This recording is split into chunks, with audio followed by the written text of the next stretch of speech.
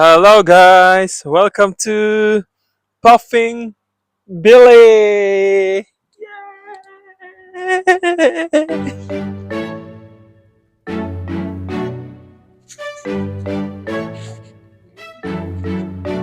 Kung makita ninyo dire sa Puffing Billy kay train siya. Ano ng old school na steam train. Kay sakay lang mag-train dire. Wow! The steam train! Nga pinagawa sa usok. Dito ka mag-try girl.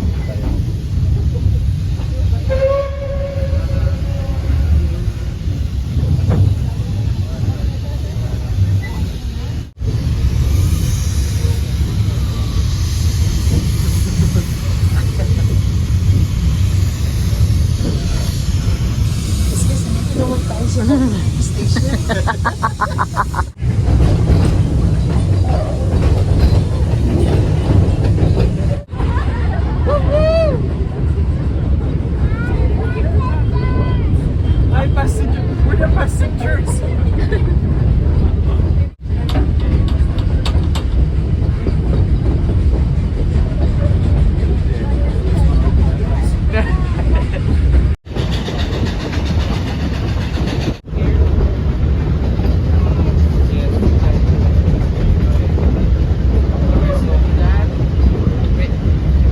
Remove your boots.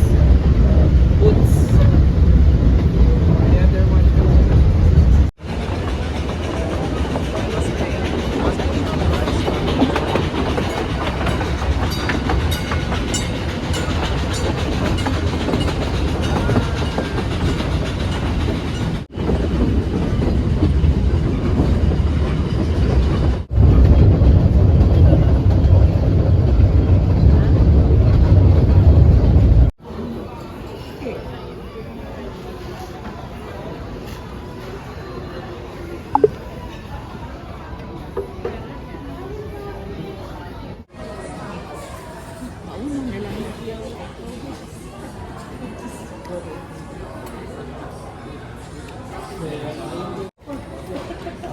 Diba? Tangay. Ganit. Wala na.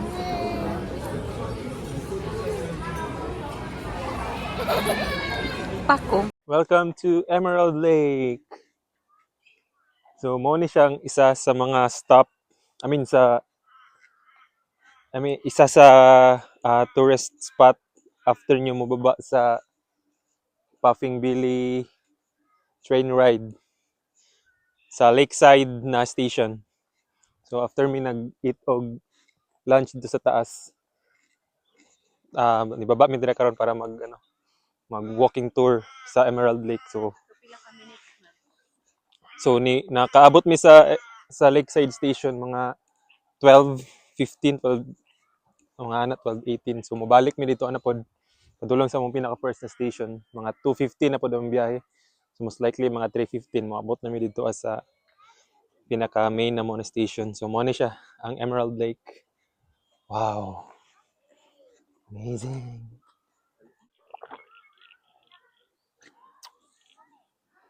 Tas ayos po ang weather kay hayag siya.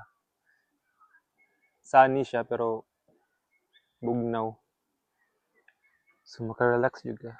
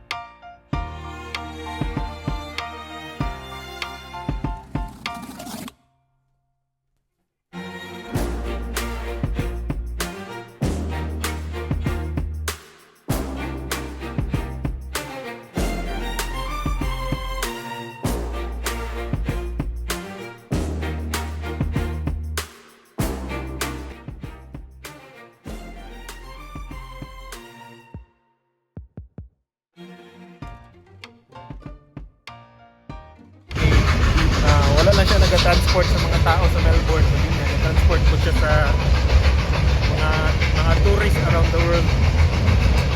So, isa siya sa pinaka main attraction rin sa Melbourne. Bagang mga klase-klase mga lahi nag-aadto diri aside sa mga local Australian.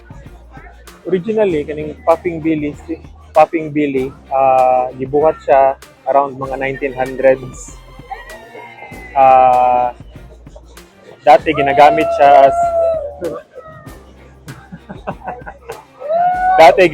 siya as kanang main transportation para sa mga tao in the heart of the forest, and then mga meals, mga farm products, and even mga beers.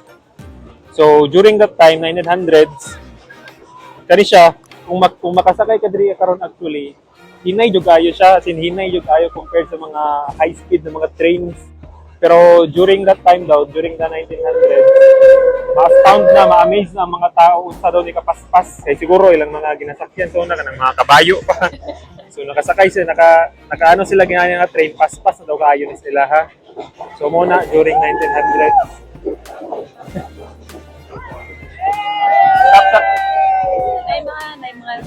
May mga nag-exhibition ng mga bike diri.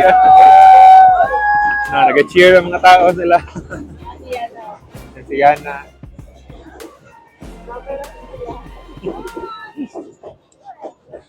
So, mga 1950s, gradually nag-improve ang transport system sa Australia. And then, nag-improve, and then by that time, nag-decline po ang kanang popularity ani na transport system. So yes, during mga 1954 nag-close yun siya. Late 1954 na isa ka newspaper, The Sun, na nag-offer sila of free train rides from one station to another station para daw sa mga bata o para sa mga Melbourne na mga bata para makapag-bid sila og farewell sa train. Pero wala sila kabalo, wala sila nag-expect. Wala sila nag-expect na katoday na napakulo sa newspaper na free train ride. Ni boom siya. So from that day forward, murag kitang kilik siya sa mga tao, and then mauto.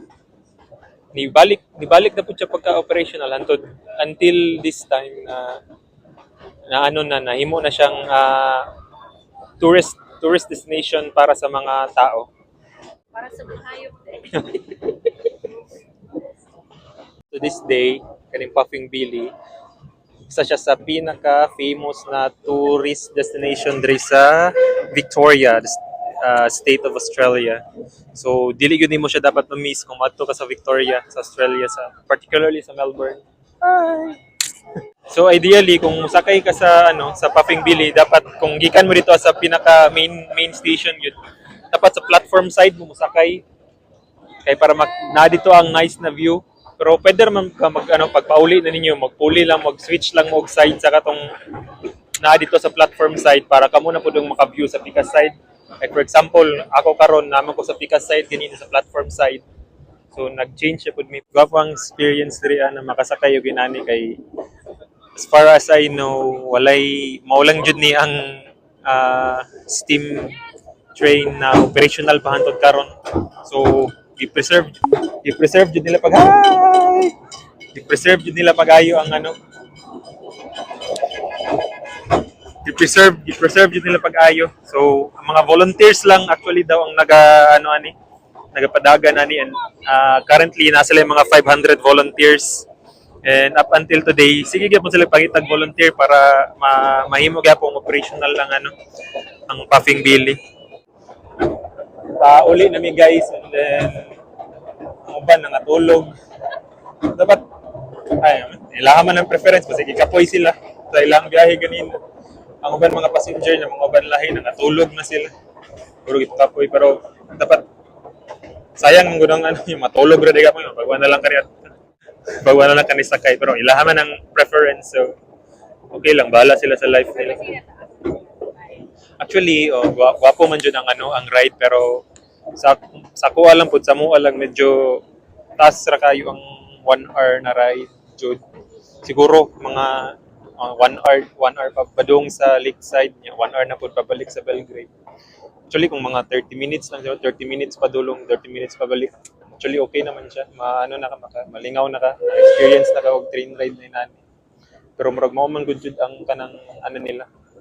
Mao jud alang sana duration sa ilang train ride, 1 hour pa dulong, 1 hour pa balik.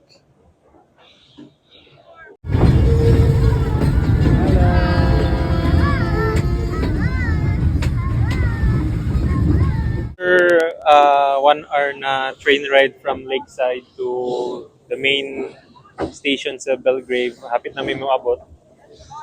Then, yeah, mo to amazing ang ride. So, dati, sigara na mo ni katanawan sa YouTube. Kaya may tanaw, dahil may mga vloggers na gina-follow na nag-adto sila diri ah. Sigara may tanaw, ma-amaze me na, wala, kuyawa na ng lugar eh. Nadi, nana, yan, karon wala mi na-expect na, nana day mi diri karon. Nagsakay-sakay na. Hinay ng train, daot na sa guguling. Guys, taas kayo. Medyo hadlok siya din eh. So, moro to siya guys. Ang among Puffing Billy.